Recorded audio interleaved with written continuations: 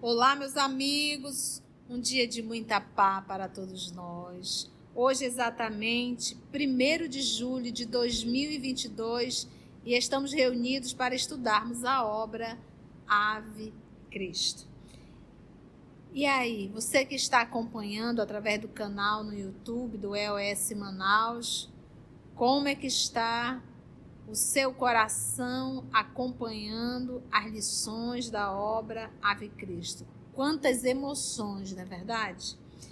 Então vamos fazer a nossa prece de gratidão, que será feita pela nossa querida tia Carla, e logo depois a tia Mita irá fazer a recapitulação do nosso último estudo. Amigo Jesus, novamente te agradecemos a oportunidade, a misericórdia que nos permite esse estudo, esse encontro, nesse clima fraterno. E te pedimos que abra nosso entendimento, nosso coração, para que essas lições, esses aprendizados através desses personagens reais, possam ser para nós um guia nesse mundo que parece tão tumultuado, tão perdido, tão à solta, mas sabemos que tu estás no comando, que tu és o dirigente desse planeta e que em ti podemos sempre confiar, que devemos confiar. Que assim seja.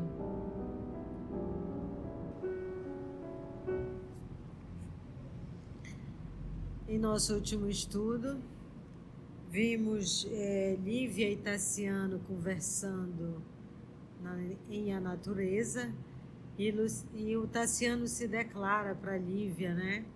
O coração só pensa nela, e ele fala que ele não é feliz no casamento, e terminamos quando ele se declara e diz que eles podiam começar a vida em outro lugar, ir para longe, e a Lívia revela que ela também é casada.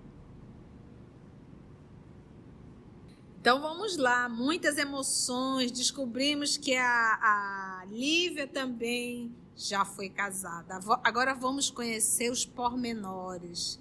O que aconteceu? Vamos lá? A moça fez pequena pausa, dando a ideia de quem acordava a memória e prosseguiu.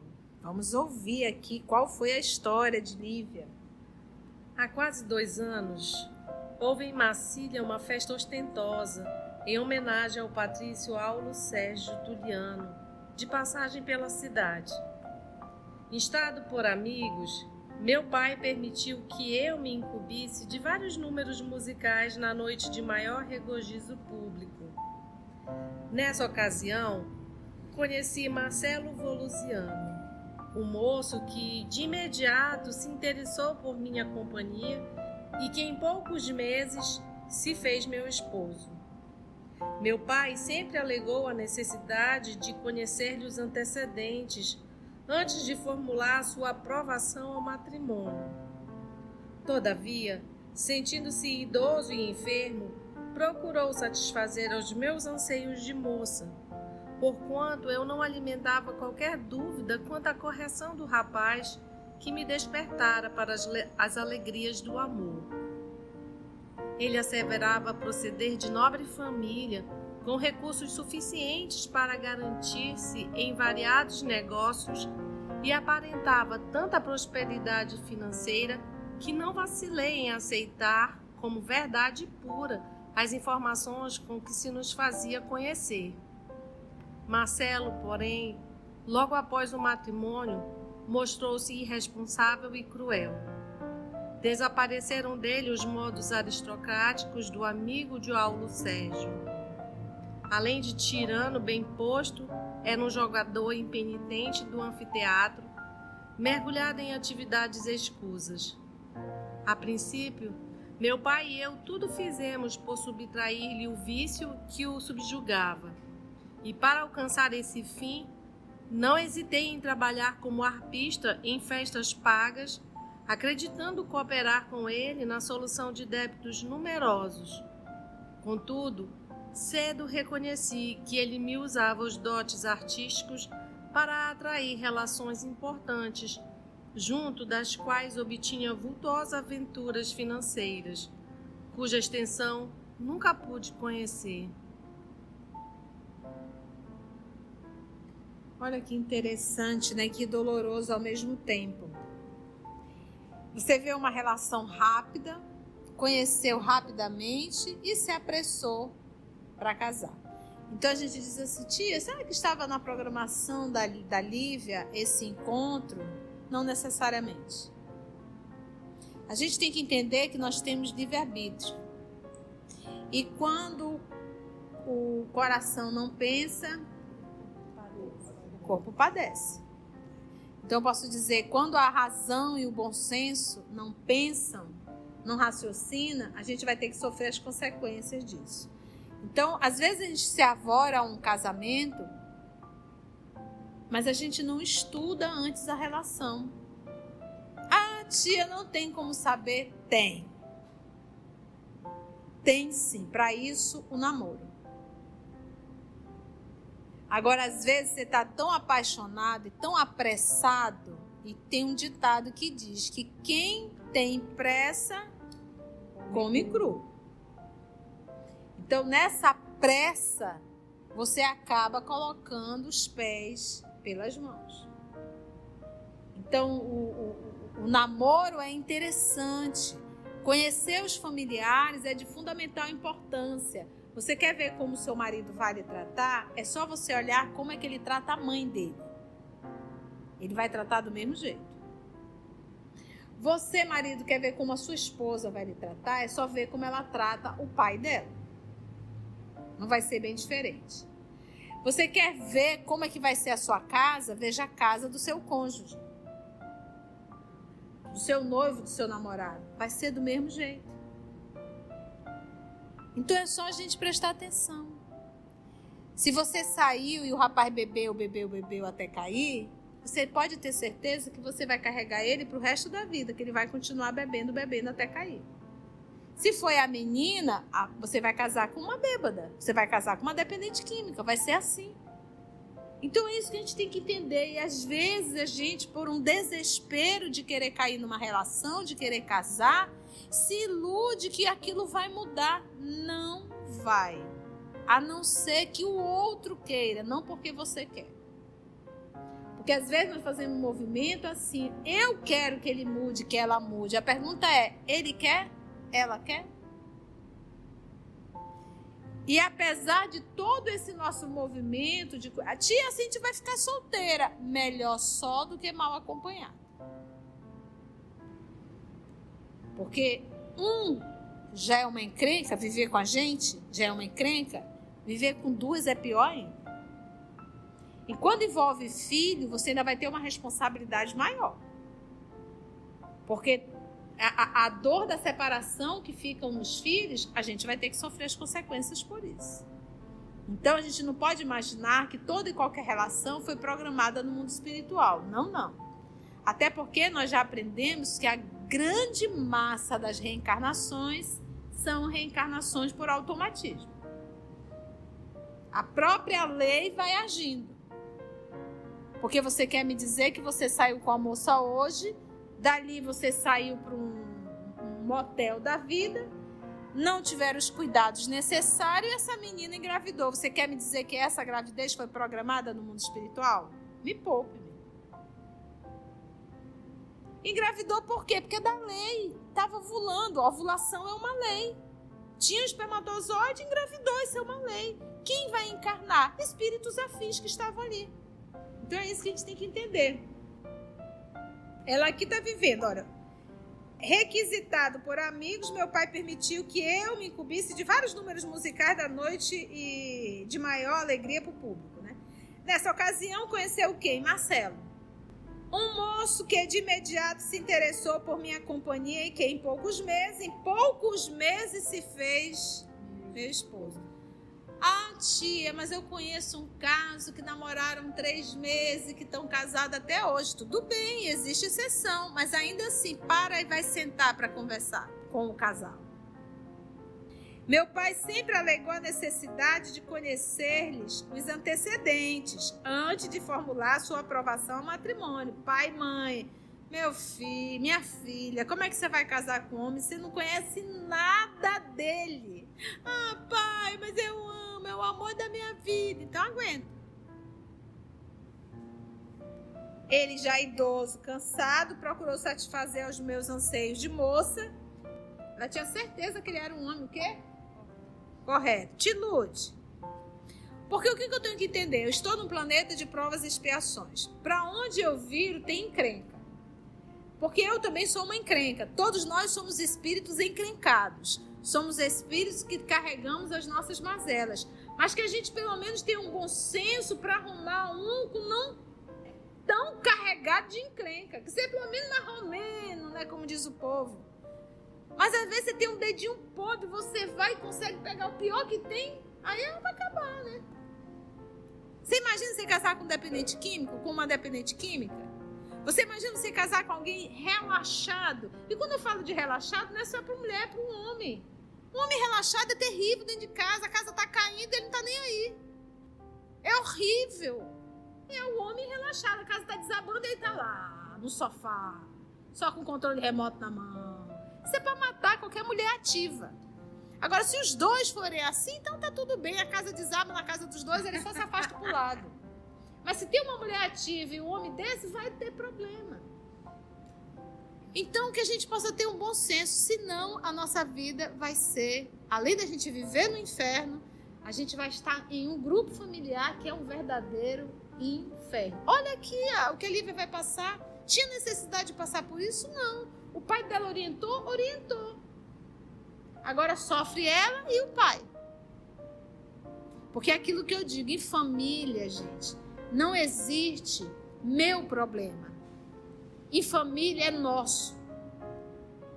Quando uma filha faz um mau casamento, que separa, volta para dentro da casa de mamãe e papai e ainda traz os filhos, o problema é de quem? Nosso. Então, em família, eu não posso dizer meu problema. Então, por isso é que eu tenho que pensar no coletivo. Não é minha vida no coletivo, é nossa vida. Entende, gente? Então, tudo respinga. Eu digo, se em família, se você fizesse uma besteira e a besteira caísse só em cima da tua cabeça, maravilha. Faz dela o que você quiser, mas não é.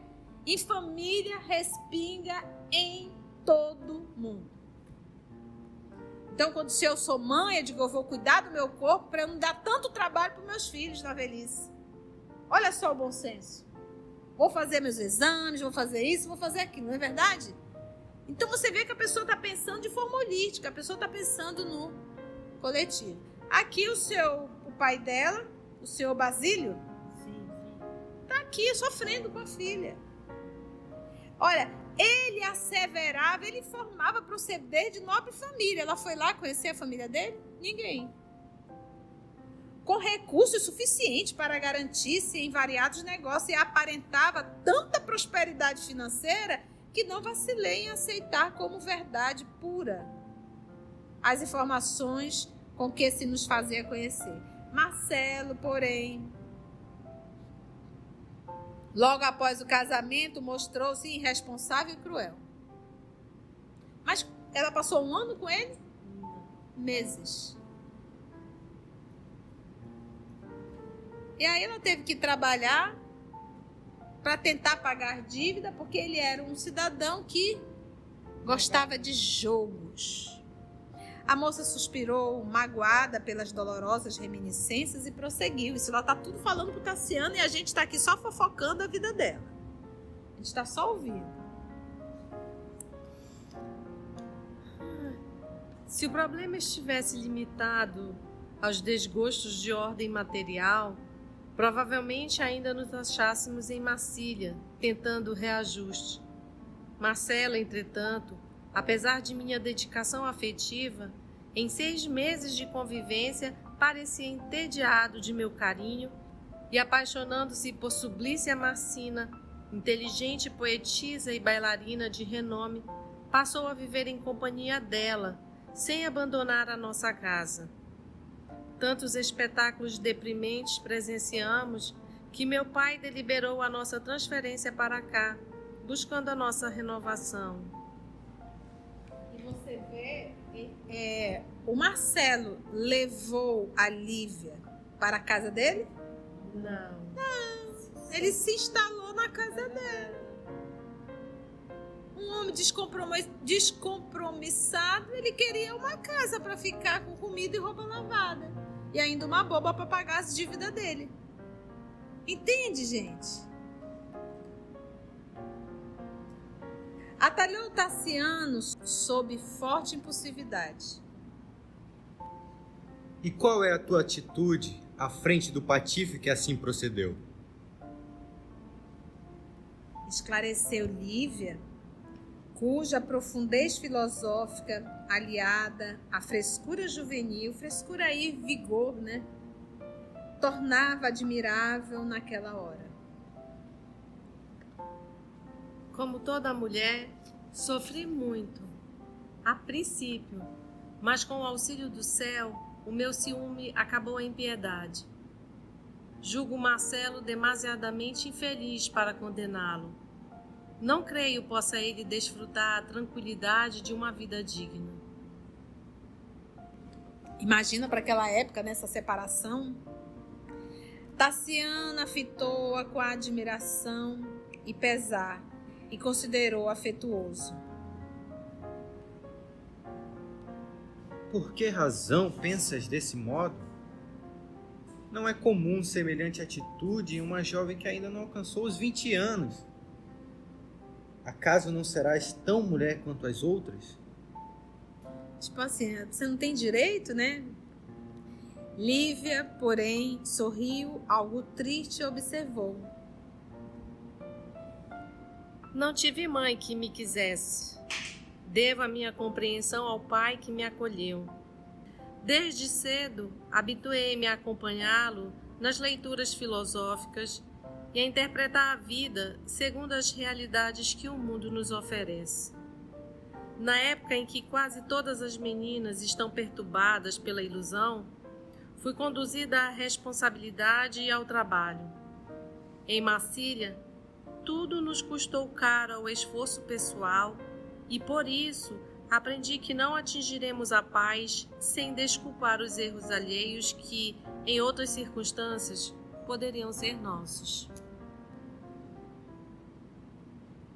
A Carlinha quer falar um pouquinho. Porque ela é jovem e ela entendeu aqui, ela teve a luta dela, né? E ela entendeu que com esforço pessoal custou caro para ela isso e ela aprendeu que se não desculpar não vai para frente. E os erros dele poderiam bem ser o dela, porque ela também errou achando que ele era rico e tal, né?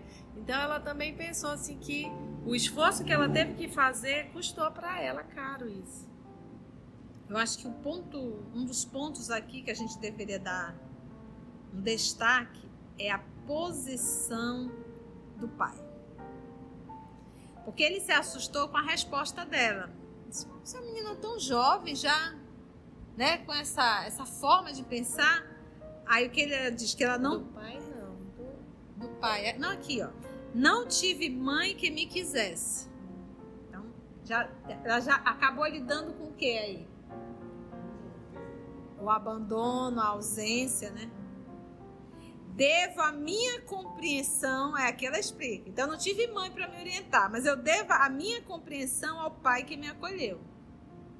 Que desde cedo habituei-me a acompanhá-lo nas digressões, ou seja, nas leituras filosóficas e a interpretar a vida.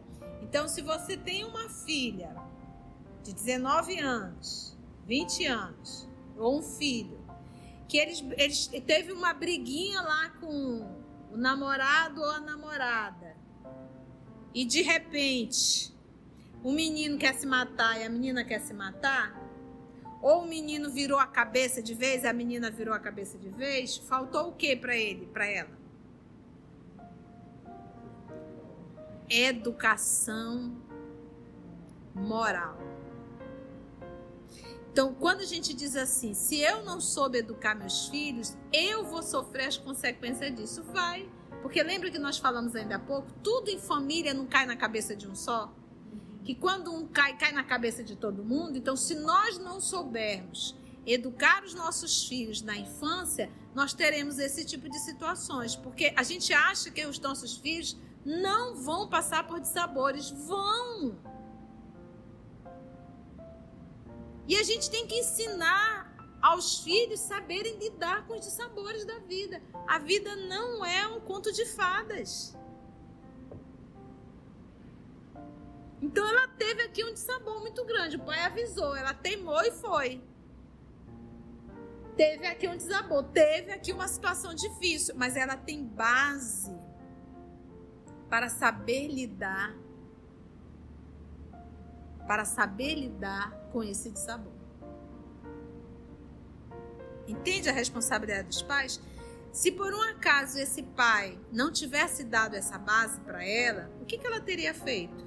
Sabe Deus em que situação Lívia estaria?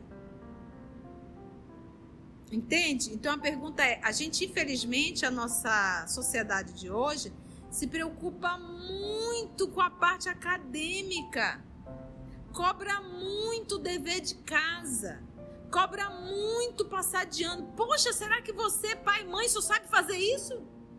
Você acha que a vida é só acadêmica? Aonde que você aprendeu isso? É um ser humano que tem que ser moralizado. Você tem que preparar esse ser humano para as dificuldades da vida. Você tem que mostrar para esse ser humano que a vida dá não. Você tem que mostrar para esse ser humano que ele também adoece. E tem que mostrar para esse ser humano que o sinônimo de viver bem é se sacrificar. E que uma vida sem sacrifício é uma vida sem evolução. Então nós perdemos isso. A gente acha que criar filho é manter vivo e dar um estudo acadêmico. A gente acha que criar filho é dar uma profissão para ele, pronto. A gente vê hoje uma necessidade enorme dos pais. Eu quero dar uma boa escola para o meu filho. Eu quero dar uma boa escola para o meu filho. E aí a gente tem esses profissionais surtados, com absolutamente nenhuma conduta moralizada. Você diz, abre a boca, meu filho é médico. Pô, mas teu filho bebe e fuma? E é médico? Teu filho é dependente químico? Quantos médicos não estão se drogando para dar plantão para atender vida humana? Entende? Então é essa nossa sociedade que nós estamos destruindo, não é construindo. Estamos porque a gente acaba destruindo, contribuindo para uma sociedade imoral como está. Imoral. Eu tive a honra de criar 3 sobrinhos homens. Leonardo, Vinícius e Ayrton durante um bom tempo. E uma das coisas que eu sempre falei, respeite coração alheio. Respeite. Não é o fato de você ser homem que você não vai respeitar as outras pessoas, as meninas, as mulheres. Entende? Então, isso tudo, gente, é dentro de casa. E a gente vê pai ridículo falando o quê? Meu bode tá solto, como é que dá o nome? É bode mesmo? Prende as cabritas que o meu bode tá solto. Que tipo de educação ridícula um macho pode dar para um filho? Com essa filosofia esdrúxula. Bem animal. Você está entendendo? Então é isso. Então, se a Lívia conseguiu passar muito bem por isso, é porque ela teve um pai que sentava com ela, que lia livros filosóficos e que comentavam sobre a vida. Não ficava dizendo apenas, qual é a tua nota? Qual é a tua nota? Já passou? Qual é a tua nota? Já passou? Deu pano para manga, cara? Deu.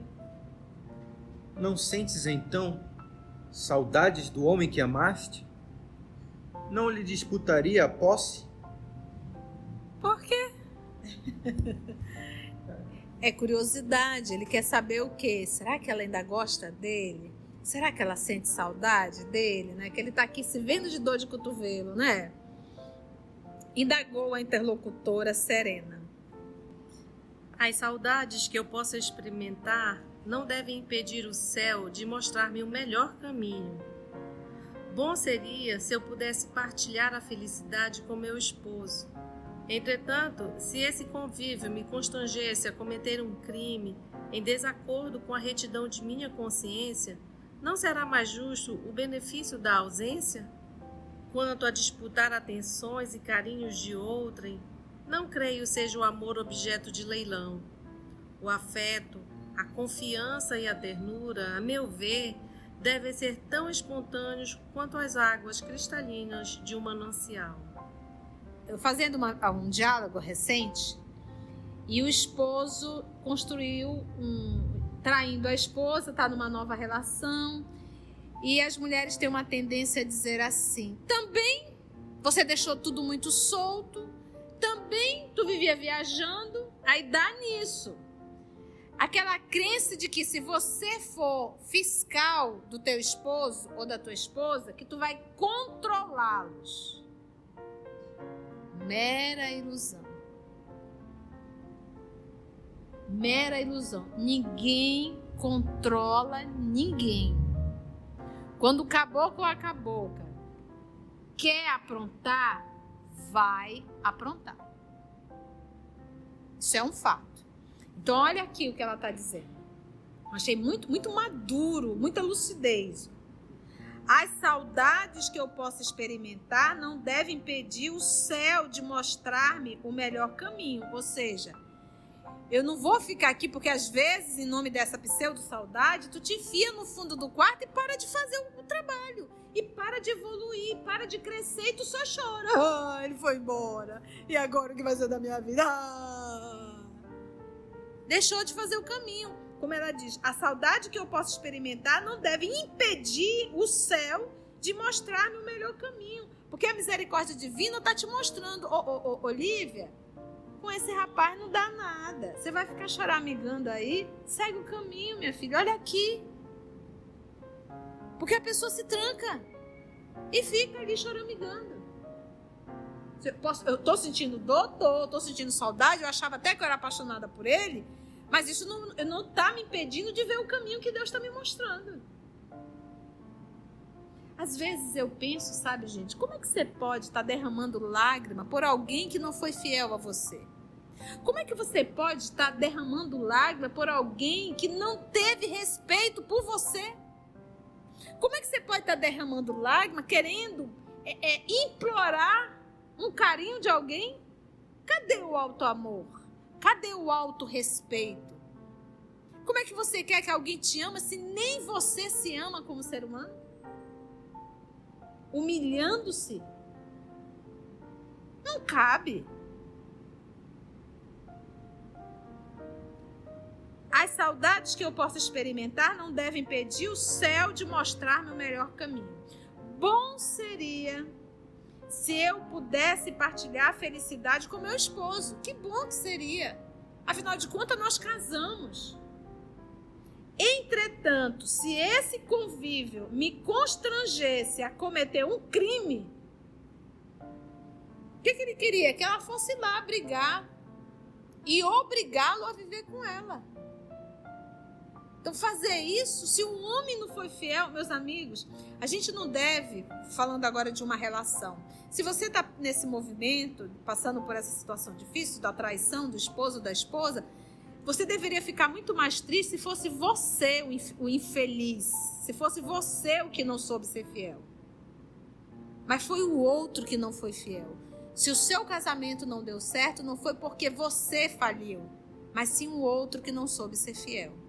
E não deixe de viver. Continue sua vida e dê a liberdade que o outro quer.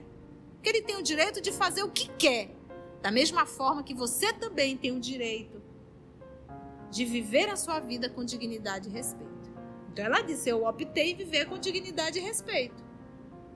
Se esse convívio me constrangesse a cometer um crime, em desacordo com a retidão da minha consciência, porque ela poderia também, ele me traiu, eu também vou trair. Quantas mulheres não fazem isso? Descobre que o marido traiu, aí o que ela faz? Também vou trair. Em desacordo total com a própria consciência. Não será mais justo o benefício da ausência? Não é mais justo, então, uma separação do que eu ter que descer ao mesmo nível? Ficar gritando, berrando, tomando satisfação. Quem vá para atrás da pessoa vai seguir e briga no meio da rua e puxa os cabelos de um e de outro. O que é isso? Meu filho quer viver, vá. E você ainda canta Roberta Miranda. Vai com Deus. Pronto. É isso que a gente tem que entender. A gente tem que entender isso. Isso é auto-amor, auto-respeito. Só existe um amor que nunca vai te abandonar, nunca vai te trair. É o amor de nossa vida. É Jesus Cristo. O resto são pessoas tão doentes quanto nós somos. Então, por isso, vou pegar lá, amar a Deus sobre todas as coisas. Às vezes, numa relação, você idolatra tanto o parceiro ou a parceira, se esse parceiro, se essa parceira sumir do mapa, te trair, acabou a tua vida. Sabe como era o nome disso? Idolatria. Isso não é amor, gente. Isso é idolatrar um ser humano. É você colocar o ser humano como o alicerce da tua vida. E se essa pessoa for embora, porque um dia vai, nem que seja pela desencarnação. Quantos casais, um desencarna, o outro daqui a pouco desencarna atrás, porque não aguentou de tristeza. Então quer dizer que o teu Deus era ele, o teu Deus era ela? Você quer falar, filho? Seguiu a vida, ele não poderia... Ele está lembrando o início do filme, do livro, O Quinto Varro. E aí, qual era o movimento? Ele não pegou a esposa dele? Como era o nome da esposa, Mita? Cíntia Júlia. Cíntia Júlia traindo com quem, Mita? O Pírio Vetúrio. O Pírio Vetúrio. Ele chegou e viu os dois papeando. No quarto dela. Qual foi o primeiro ímpeto? Descer o nível, matá-la. Cometeu um crime que não estaria de comum acordo com a própria consciência dele. Mas ele optou em quê? Seguir a vida. Aí a gente viu o final da Cíntia Júlia. O sofrimento de Cíntia Júlia. Ela pagou um preço alto. Então eu não tenho que me entristecer de eu ter sido traído. Mas eu tenho que me entristecer muito se fui eu que traí. Quanto a disputar atenções e carinho de outra, aí é para acabar. Disputar, gente. Você vai estar disputando com outras mulheres? Meu filho, ninguém é de ninguém. Quer ficar, fica. Não quer, vá-se embora. Você vai ficar disputando, se humilhando, rastejando. É para acabar, gente. Não queima o filme das mulheres, não faça isso não. A mesma coisa os homens. Não queima o filme dos meninos. Autoestima, valor. Eu já fiz tanto diálogo, sabe, gente, nessa vida, atendendo pessoas. E a gente atende muitos casais, né? Ou o esposo ou a esposa. E olha, gente, eu já escutei cada história que eu fico olhando e digo, meu Senhor, não estou acreditando que eu estou ouvindo isso. E tu vem me falar que isso é amor? Não existe amor sem respeito. Isso é dependência. Isso é vício. Isso é paixão. Toda dependência é um vício e traz doença. Entende, gente? Então, quantas relações nós assim suportamos e queremos manter, e relações que às vezes está totalmente... Uma coisa é você estar passando por situações de convivência mais difícil e tal, que você é difícil, a relação é muito difícil. E você vai ali suporta. Mas uma coisa é a pessoa olhar para ti e dizer assim, eu não te suporto mais. Eu não aguento mais a convivência, e você implorar para que o outro permaneça. Quanto a disputar atenções e carinho de outrem, não creio seja o amor objeto de lei, não. Você vai ficar disputando? O afeto, a confiança e a ternura, a meu ver, Tassiano, devem ser tão espontâneos quanto as águas cristalinas de um manancial. Espontâneo e não obrigados. Foi boas lapadas? Agradecemos assim a Deus nosso Pai, a Jesus o amor de nossa vida e a espiritualidade amiga por mais um momento de estudo e de reflexão. E até o nosso próximo encontro, amado Mestre Jesus, se Deus assim nos permitir. Graça de Deus.